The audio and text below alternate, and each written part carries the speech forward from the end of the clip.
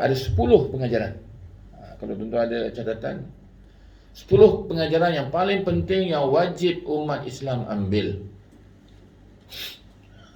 Sebab itu kalau kita lihat sambutan ni, sambutan sama ada Ma'al Hijrah ke, sambutan Maulidur Rasul ke, sambutan apa lagi, Isra' wal Mi'raj ke, zaman sahabat tak buat. Saya nak menceritakan keadaan. Zaman sahabat tak buat. Maulidur Rasul, sahabat tak sambut. Dan tarikh pula, tarikh Maulidur Rasul tu, satu contoh, tak disepakati. Maksudnya, ada berbagai-bagai tarikh. Ada yang mengatakan Rasulullah lahir pada 2 Rabiul Awal. Ini pendapat ulama. Ada yang mengatakan 10 Rabiul Awal. Tetapi jumhur ulama kata berapa? 12. Kelahiran Rasulullah 12 Rabiul Awal. Kenapa tarikh ini tak tepat? Kerana ulama tak mementingkan tarikh. Kita dalam Islam, tarikh ini tak penting. Yang penting menyambut ataupun mengambil pengajaran. Samalah juga peristiwa Ma'al Hijrah. Hijrah Rasulullah sallallahu alaihi wasallam. Ada ulama mengatakan Rasulullah hijrah pada bulan Muharram. Sedangkan bukan bulan Muharram, Rasulullah berhijrah pada bulan Rabiul Awal. Jadi ada khilaf dekat situ kan. Menunjukkan tarikh ini ulama tak berat kan. Ulama ni. Sebab itu zaman sahabat dia tak sambut. Isra' wa Mi'raj sahabat tak sambut, tapi sahabat mengambil pengajaran tu. Tarikh Isra' Mi'raj pun khilaf ulama cukup banyak. Ada yang mengatakan bulan Safar. Rasulullah berisra' Mi'raj bulan Safar. Ada yang mengatakan Jamadil Awal, ada yang mengatakan Jamadil Akhir. Tetapi pendapat yang masyhur maknanya pendapat yang ramai mengatakan 27 Rejab. Malam ni dah 30. Malam ni 30 Rejab tuan-tuan. Lepas 30 Rejab maknanya lebih kurang sebulan lagi kita nak menyambut Ramadan. Jadi kita berdoa semoga Allah pilih kita pada bulan Ramadan untuk tahun ini insya-Allah. Dan mudah-mudahan kita solat tarawih nanti di masjid ataupun surau. Tak seperti tahun lepas. Kita doakan supaya Allah angkat penyakit ini, boleh kita sembahyang di surau dan masjid insya-Allah seperti dulu balik. Baik, jadi maknanya peristiwa 10 pengajaran ni, yang pertama saya nak sebut, Allah ni maha berkuasa. Subhanallah. Subhanalladzi asra. Maknanya maha suci Allah. Allah berkuasa nak memperjalankan hamba dia. Nak memisahkan golongan yang percaya dengan tak percaya ni. Subhanallah, maha suci Allah. Allah boleh buat apa saja. Yang jauh Allah boleh dekatkan. Yang dekat Allah boleh jauhkan. Itu kuasa Allah. Tak perlu pakai teropong, tak perlu. Maka begitulah yang dialami oleh Rasulullah sallallahu alaihi wasallam. Rasulullah berhijrah, bermi'raj, berisra' daripada kota Mekah ataupun Masjidil Haram ke Masjidil Aqsa. Dengan dalam jarak berapa?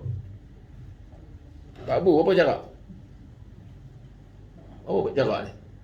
Ada ulama mengatakan 1,300 km daripada Masjidil Haram ke Masjidil Aqsa, 1,300 km. Lebih kurang kalau kita daripada Perlis lah, Perlis ke Johor berapa kilometer? 600 kan? Lebih kurang 600 ataupun 700 lah. Jadi pergi balik. Perlis ke Johor, Johor ke Perlis, lebih kurang 1,300 km pergi balik. Jadi kalau kita naik kereta berapa jam? Perlis ke Johor. Orang Perlis tahu lah yang biasa yang ada pergi Johor. 8 jam kan? 8 jam. Itu straight, jalan terus. Pergi balik 16. Itu jarak nak ceritakan jarak Rasulullah berisra' daripada Makkahul Mukarramah, Masjid Haram ke Masjid Aqsa. Belum cerita Rasulullah Mi'raj lagi. Kalau Mi'raj naik ke langit berapa ratus tahun nak sampai. Dahsyat.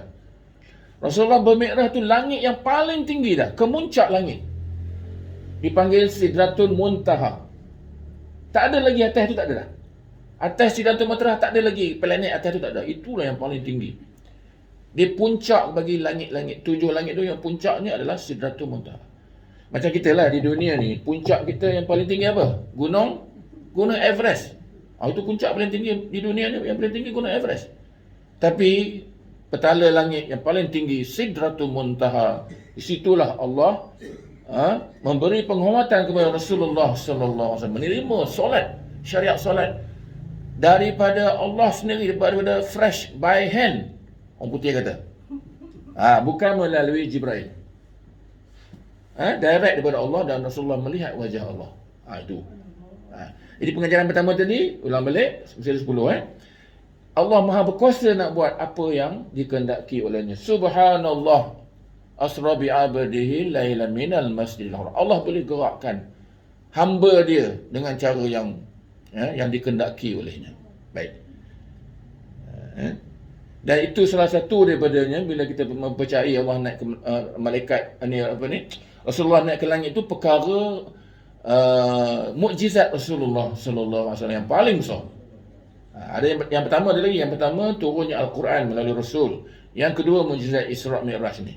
Dan yang ketiga, mukjizat Rasulullah ketika Rasulullah berhijrah ke Madinah. Itu yang ketiga. Tiga ni yang paling besar, mukjizat Rasulullah. Mukjizat Rasulullah ni banyak, tuan-tuan.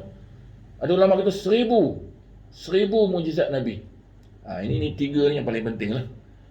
Jadi bila kita beriman kepada perkara gaib ni, terimalah Allah Maha Kuasa, dan itulah rukun iman yang pertama, percaya kepada Allah Maha Berkuasa. Dan Allah buktikan dalam Al-Quran, Allah sebut Alif Lam Mim zalikal kitabu la raiba fi.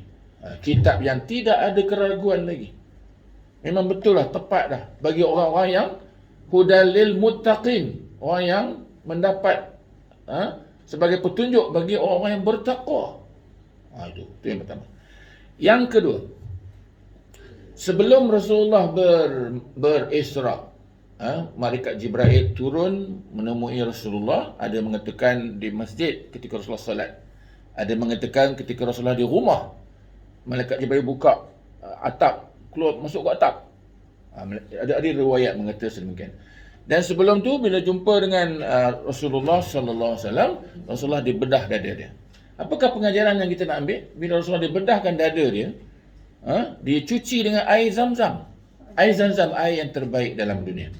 Kita akan ambil pengajaran situ. Ditunjukkan dalam peristiwa Isra' Mi'raj, air Zam-Zam terbaik. Dan setelah dicuci dada Rasulullah, dibuka dengan orang kata bukan khayalan lah. Benar-benar dia potong macam orang operate betul-betul tu. Berlaku depan Rasulullah dengan sebenarnya, bukan mimpi. Dibedah, dicuci, dimasukkan hikmah dan ilmu. Apa dia punya pengajarannya? Nak menunjukkan bahawa bila perjalanan nak menuju Allah Subhanahu Wa Taala, ataupun nak mempercayai sesuatu benda yang gaib, mesti ada ilmu. Itu dia cuci dada dia. Apatah pula kita nak menemui Allah Subhanahu Wa Taala. Hanya jiwa yang tenang saja yang boleh bertemu dengan Allah. Jiwa yang kotor, tak ada. Takkan jumpa Allah lah. Kita semua akan melihat Allah nanti, insya-Allah. Bila kita dah mati esok. Tapi dengan syarat jiwa kita yang bersih, kena ada ilmu, kena ada hikmah yang Nabi dibuat oleh Jibril tadi. Itu pengajaran yang kedua. Kerana bila Rasulullah naik ke langit nanti, Mi'raj, berisra', Rasulullah akan jumpa godaan-godaan ni. Pertamanya godaan syaitan, Yahudi, Nasrani dan dunia. 4 halangan yang Rasulullah akan jumpa ni. 4 halangan ni mesti dengan ilmu. Orang yang tak ada ilmu akan tewas. Itu dia punya pengajaran dia. Yang Jibril nak tunjuk, cuci dada Rasulullah, masukkan hikmah. Hikmah ni iman lah. Dan ilmu inilah yang memberi daya pemikiran kita nak pilih yang mana yang buruk ke yang sebagainya. Yang baik dan sebagainya. Baik, yang ketiga pengajaran dia, Rasulullah dipilih kerana Rasulullah salah seorang daripada Nabi yang menerima ujian yang begitu hebat. Dipanggil Ulul Azmi. Tahu Ulul Azmi ni, bila Nabi dipilih ni kerana Nabi ni ketahanan jiwa dia kuat. Ada 5 Nabi yang mana digelar sebagai Ulul Azmi. Pertama, Nabi Nuh. Nabi Nuh diuji dengan hebat oleh kaum kerabat dia, isteri dia, anak dia. Yang kedua, Nabi Ibrahim dibakar oleh Raja Namrus. Begitu dahsyat tekanan yang diterima. Semua menghadapi pemerintah ketika itu. Itu yang kedua. Yang ketiga, Nabi apa? Nabi Musa alaihissalam menghadapi bapa angkat dia, Fir'aun laknatullah. Dan yang keempat, Nabi Isa alaihissalam. Nabi Isa dia tak mati, dia diangkat ke langit, masih ada di langit. Dia tak wafat.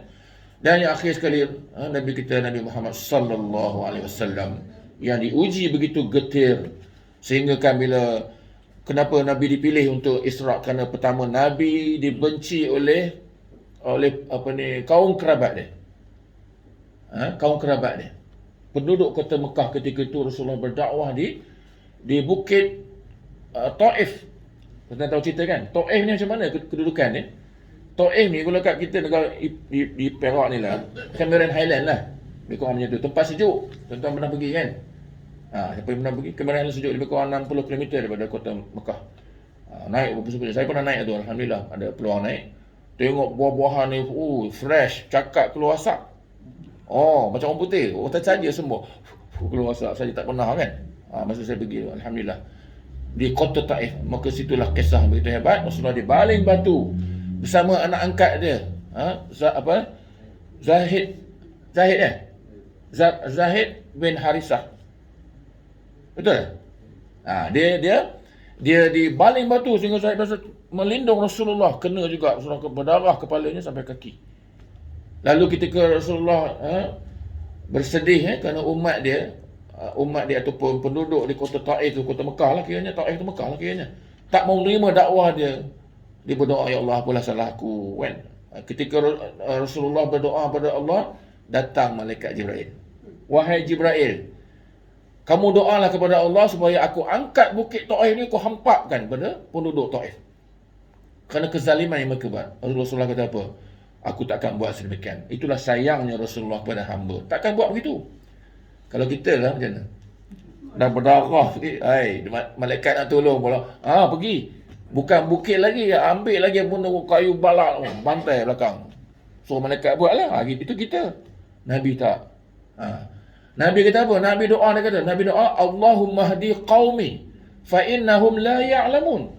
Ya Allah, ya Tuhanku, berikanlah kefahaman kaum aku kerana mereka tak tahu. Itu Rasulullah doa tu. Kesan daripada makbulnya doa Rasulullah sallallahu alaihi wasallam. Kota Taif sekarang ni cukup hebat. Berkembangnya Islam di sana. Buah-buahan menjadi subur berkat doa Rasulullah. Katalah Rasulullah suruh hempap lah, jadi padang jarak, padang terkukur lah. Taif tu hancur kalau suruh malaikat ni.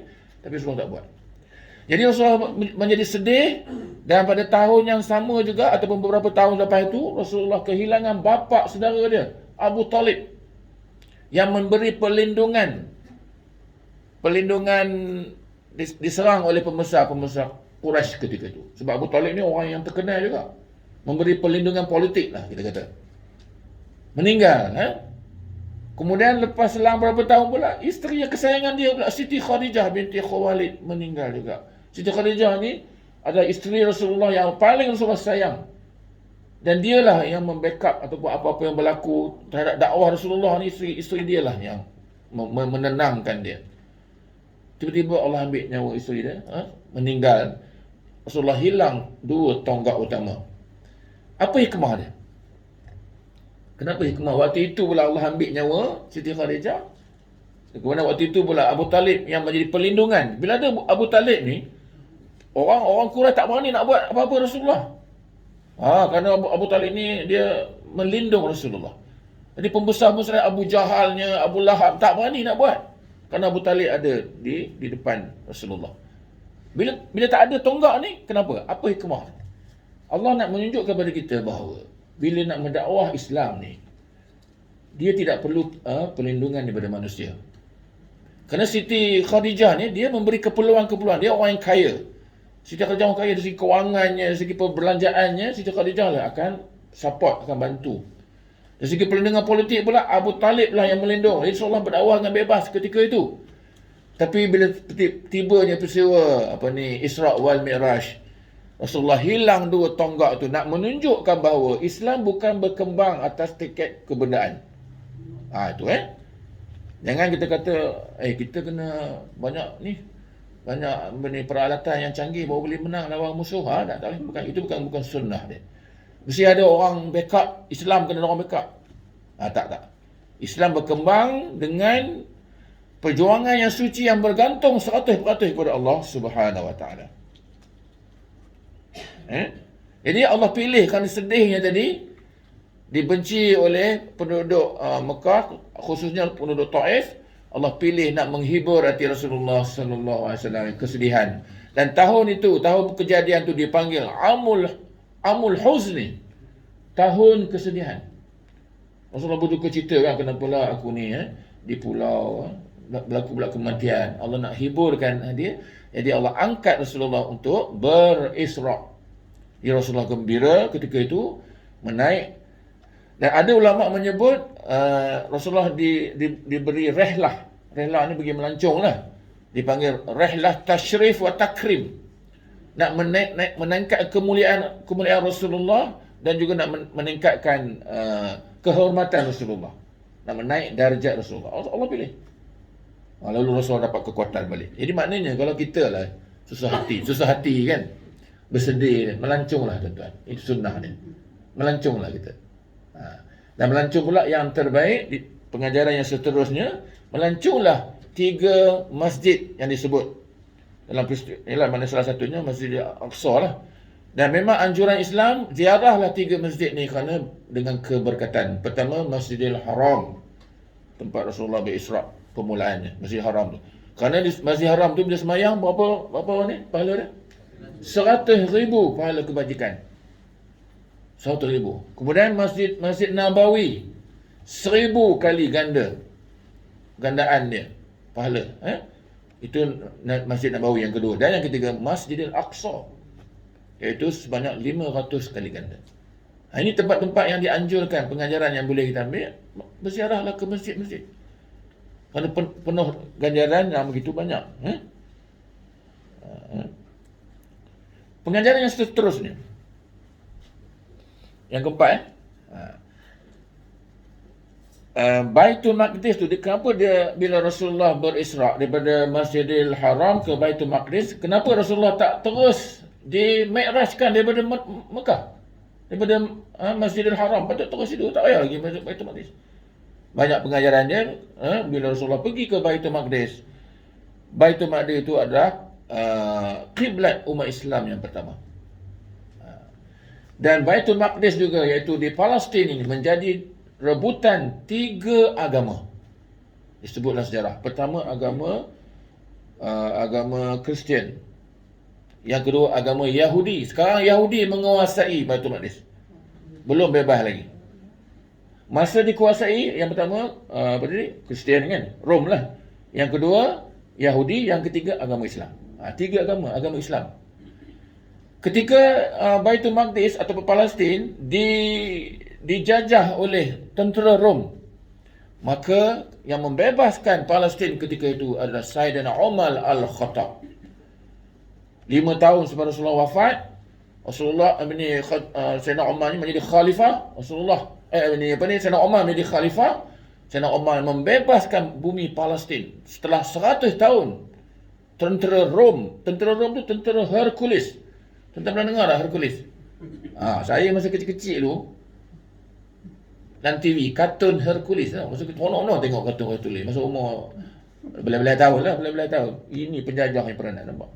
Hercules tu kuat semua, badan besar, kartun. Kita pun tengok, bahaya Hercules ni, rupanya musuh kita, musuh Islam.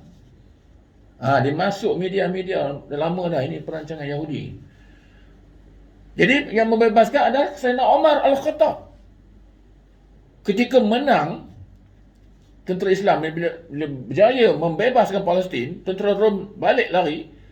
Lalu nak menyambut hari kemenangan tu, jadi orang-orang Rom, di sana orang Rom pun ada yang duduk di sekitar kota Madinah, kota Baitul Maqdis tu, nak tengok mana rupanya tentera Islam yang hebat ni. Jadi orang Rom nak tengok lah kan. Jadi masa hari keramaian tu, dia nak tengok lah naik kuda apa kan, pakai baju apa, pedang macam mana besarnya. Pemimpin yang hebat ni yang menjatuhkan Rom ni, Bukan calon-calon orang, mestilah hebat lagi sebab Rom pun hebat. Rom ni tuan-tuan, kalau tengok kuda dia ataupun tentera yang paling disiplin, paling pakaian dia paling cantik, tentera Rom ketika itu. Rom dan Parsi ketika itu.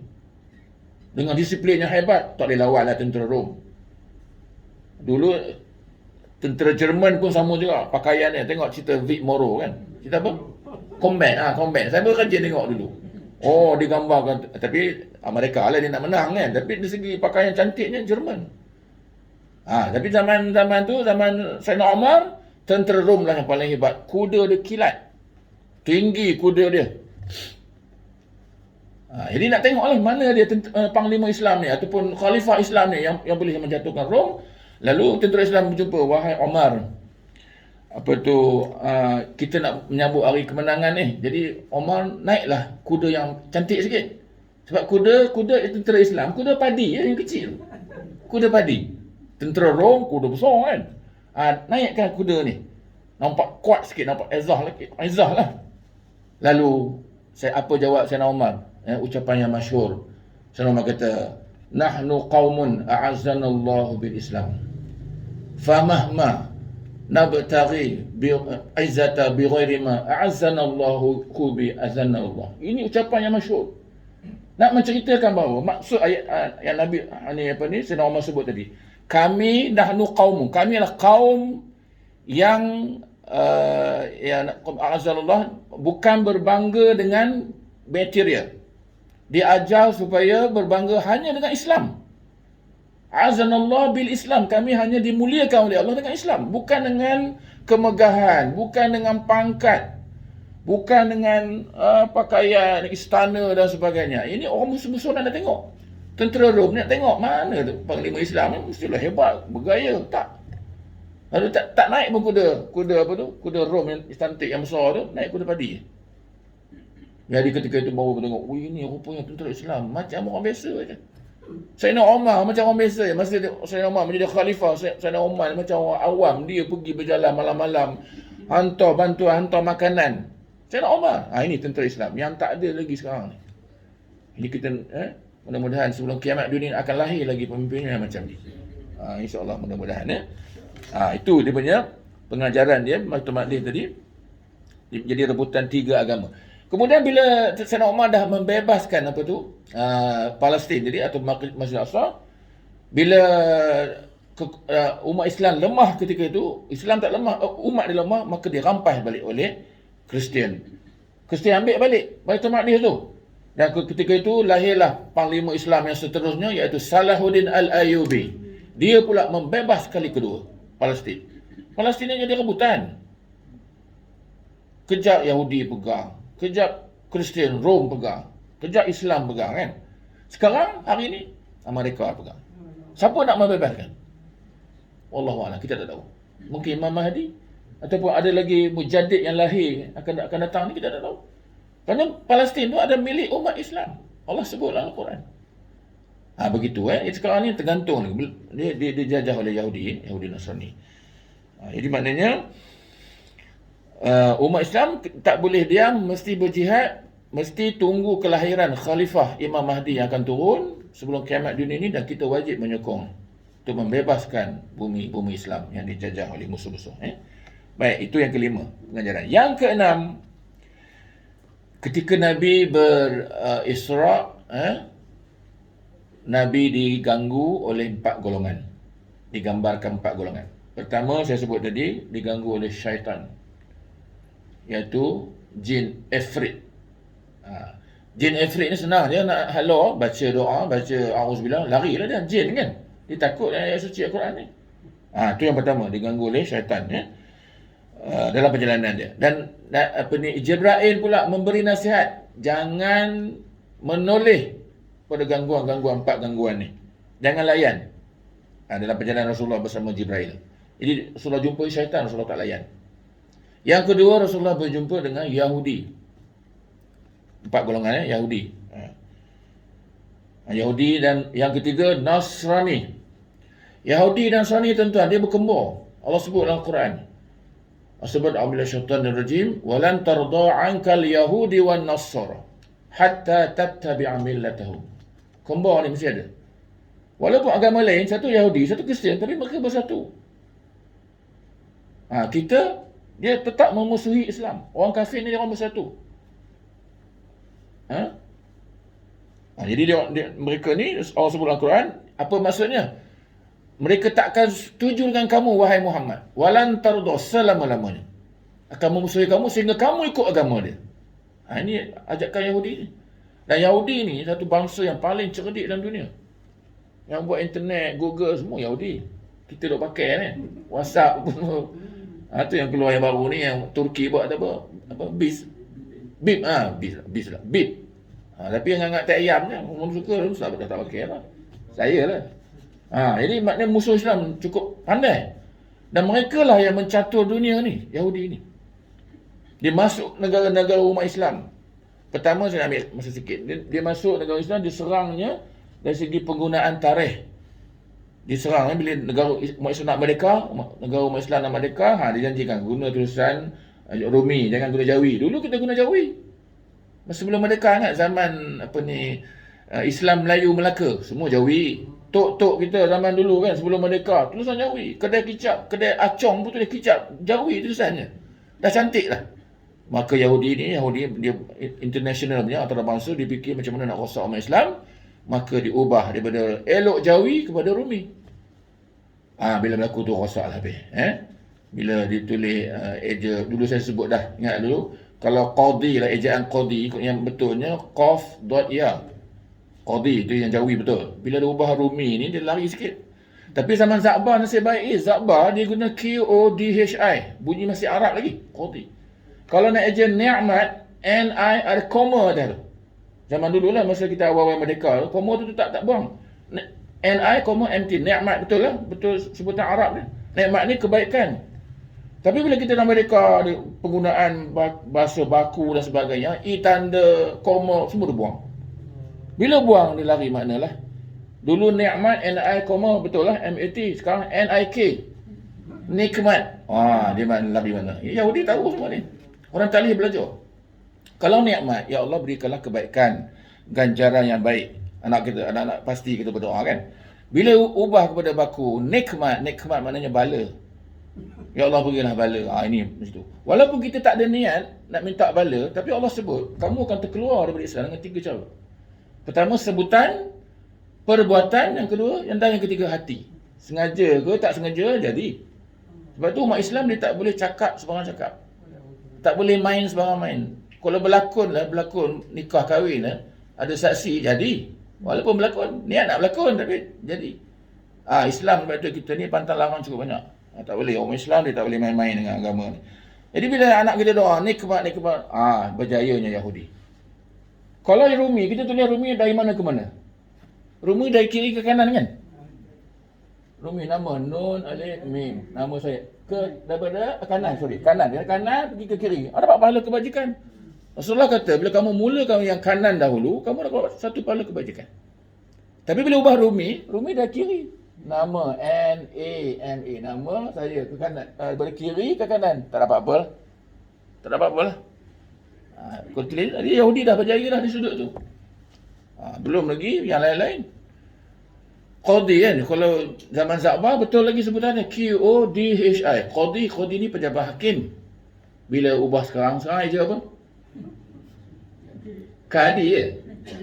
K-A-D-I. Kadi. Kacau lah. Kadi maknanya putar belik. Pejabat kadi, pejabat putar belik. Itu yang tak selesai. Kalau masalah rumah tangga, pergi jumpa pejabat kadi, balik orang itu, gaduh balik. Itu saya tambah lah. Maksudnya, dia Arab ni kalau ubah habislah. Ini berjaya Yahudi, kita hanya boleh dapat balik kembali yang kebaikan bila kembali kepada Islam. Tarikh umpamanya. Tarikh kita sekarang guna tahun Masihi, orang putih. Orang putih tak sama bilangan hari dia. Patut kena guna hijrah.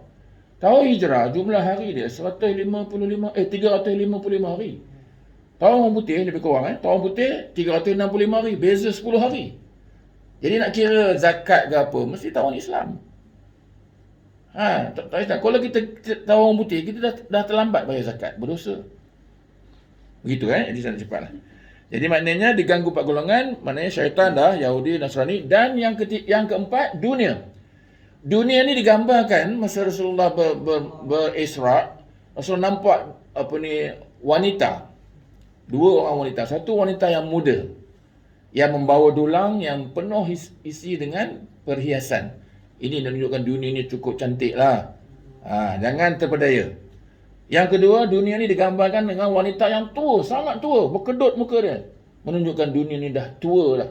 Dah penghujung dah. Salah satu daripada dunia dia tua lah apabila lahirnya Rasulullah sallallahu alaihi wasallam. Dunia dia dah penghujung dah benarnya.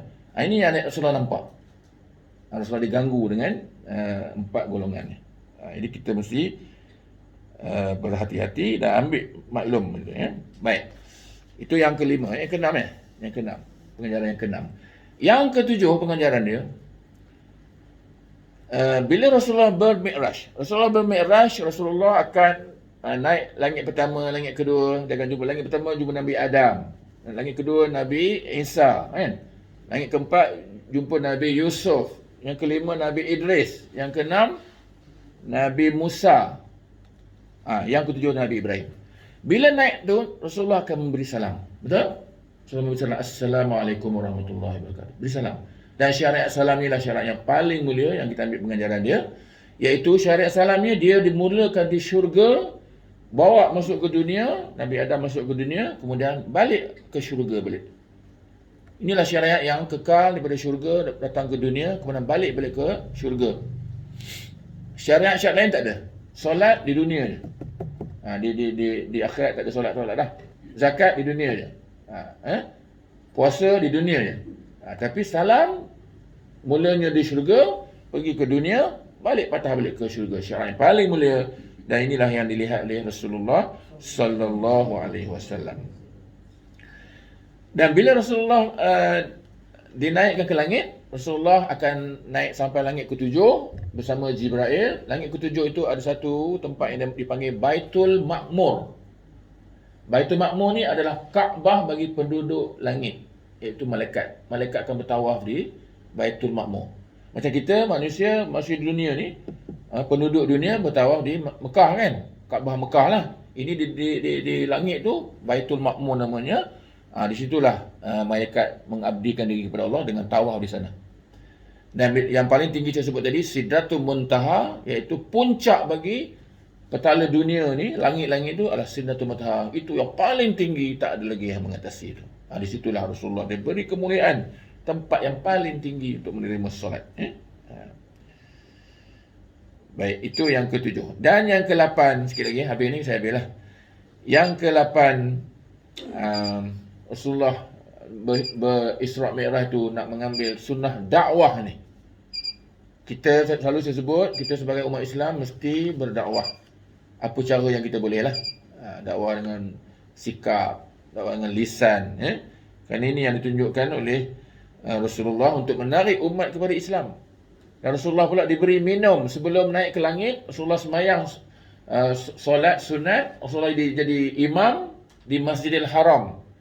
Lepas itu Rasulullah diberi minuman. Jibril bagi minum dua jenis minuman. Satu susu, satu lagi minuman arak.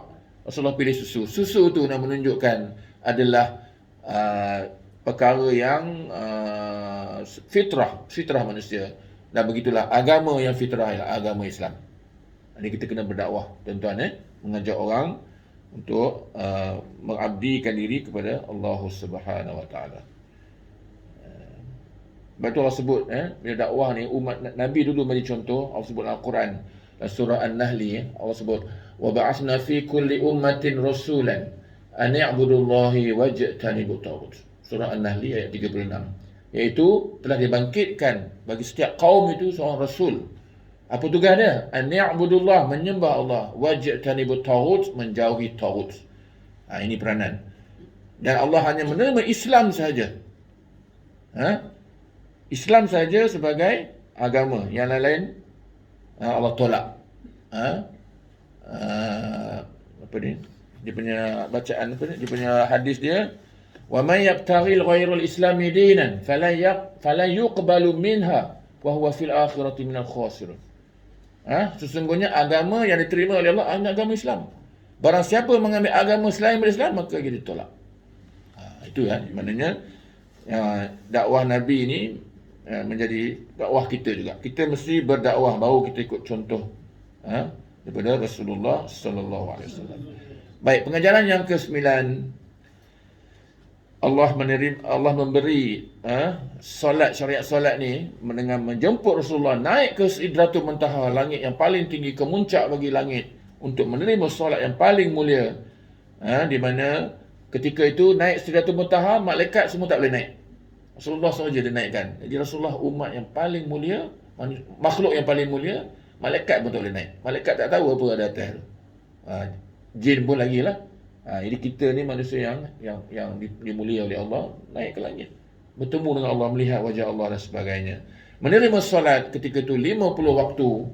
Kemudian bila 50 waktu Rasulullah turun, jumpa langit yang ke-6, jumpa Nabi Musa. Tuan-tuan tahu, Nabi Musa kata, umat kamu takkan mampu, naik balik. Rahmatnya Allah tu, 50 waktu tu dikurang-kurang 9 kali naik turun. Naik turun 9 kali. Dapat kurang hingga ke-5. Dan bila 5 pula jumpa Nabi Musa kata naik lagi, 5 pun tak boleh. Memang benarlah. Hari ni 5 waktu pun orang tak sembahyang. Allahu Akbar. Daripada itu belum 5 waktu. Kajian dia Dr. Fadilah Kamsah kan. Fadilah Kamsah kata dalam kajian dia lah, dia pakar motivasi. Dia kata yang remaja, golongan remaja yang sembahyang ni 15% je. Allahu Akbar. 85% tak sembahyang. Itu 5 waktu. Benar Nabi Musa dia tahu. Dia kena nasihat Nabi, naik balik. Lalu jawab Nabi, Rasulullah jawab, aku dah malu dah. Dah tinggal 5, nak minta apa lagi, minta kurang kan apa tak payah. Rasul tak pergi, 5 itulah kekal yang begini. Walaupun 5, tapi ganjaran dia sama seperti 50, kena darat 10. Maka darat 10 ada ulama menyebut, kebaikan yang kita buat ni, nak mengambil 10 tadi, bila kita niat nak buat baik, Allah bagi 1 pahala kebaikan. Tapi bila dia buat, didarabkan dengan 10. Niat bersatu. Bila dia buat benda baik tu, maka dapat 10. Berbeza dengan niat buat jahat. Niat buat jahat, tak dapat dosa, belum tulis lagi. Bila dia buat, baru dapat 1 dosa. Ini hikmahnya Allah beri. Nak memberi hamba dia pahala, ganjaran yang begitu besar, yang perlu kita ambil pengajaran dia. Dan yang akhir sekali tuan-tuan, peristiwa Isra' Mi'raj ini adalah simbolik kepada umat Muhammad yang hari ini, kita yang hidup sekarang ni, kita sedang menuju menemui Allah. Kita ni akan mati semua, ada yang dah mati dah, ada akan mati, sedang menuju Allah. Maka samalah Rasulullah di Isra' Mi'raj kan, naik jumpa Allah, kita pun jumpa Allah. Kalau Nabi menjumpa orang-orang Yahudi, perancangan musuh, kita pun di dunia ni, musuh-musuh Islam cukup banyak sekarang ni, betul tak? Dengan dunia kita nampak depan mata kita ni, godaan dunia. Nabi pun lihat di Isra' Mi'raj godaan dunia. Dengan wanita tua, wanita muda dan sebagainya. Maknanya simbolik daripada peristiwa Isra' Mi'raj itu, samalah umat Muhammad sedang menuju kepada Allah kita sekarang ni. Dan Nabi pula menuju Allah nak ambil solat. Itulah pengajaran yang paling besar. Yang di mana digambarkan semasa Rasulullah berisra', dilihatkan perangai umat Muhammad. Nabi nampak apa? Ada orang yang sedang berjihad. Ini yang baiknya, berjihad. Ada orang yang mempertahankan agama dia. Rasulullah nampak Masyitah mempertahankan agama dia. Masyitah ni tukang sikat. Anak ni tukang sikat Firaun, anak Firaun. Jadi itu dia nampak. Lagi dia nampaknya ada orang yang berzina, dia nampak. Dia tengok sikap umat dia nampak. Siapa nama mereka? Ini umat kamu lah yang berzina, yang makan harta anak yatim, lagi apa lagi, yang mengumpat, yang mendahakai ibu bapa. Itu ketika Isra'. Bila dia Mi'raj, Rasulullah ditunjukkan pula balasan-balasan dia. Yang bertanam cucuk tanam di, siapakah dia? Rasulullah tanya Jibril kata, inilah umat kamu yang berjihad masa di dunia. Yang mendahakai ibu bapa, Rasulullah lihat orang yang sedang yang tak semayang kan, yang tak semayang kata, tak semayang, dia hentukkan kepala. Rasulullah tanya, kenapa hentuk kepala? Inilah masa dunia dia tak semayang, tidak solat. Ada yang Rasulullah lihat perut dia besar, dan dia berenang dalam peluh dia. Inilah orang yang memakan harta anak yatim. Ada yang bawa kayu, dah lah bubur kayu, tak nak bawa, bubur lagi. Yang Rasulullah nampak, siapakah wahai Jibril? Ini orang yang bila dia beri amanah, dia khianat. Itu yang kita nampak sekarang ni. Tak tuan-tuan? Rasulullah nampak, kita nampak. Jadi maknanya apa yang Rasul nampak sebenarnya inilah laluan kita, laluan Isra Mi'raj sebenarnya kita ni nak menuju kepada Allah. Makin lama, yang pasti makin lama makin hampir dengan Allah Subhanahu Wa Taala. Itu. Jadi itulah dia pengajaran 10 pengajaran yang wajib kita ambil pengajaran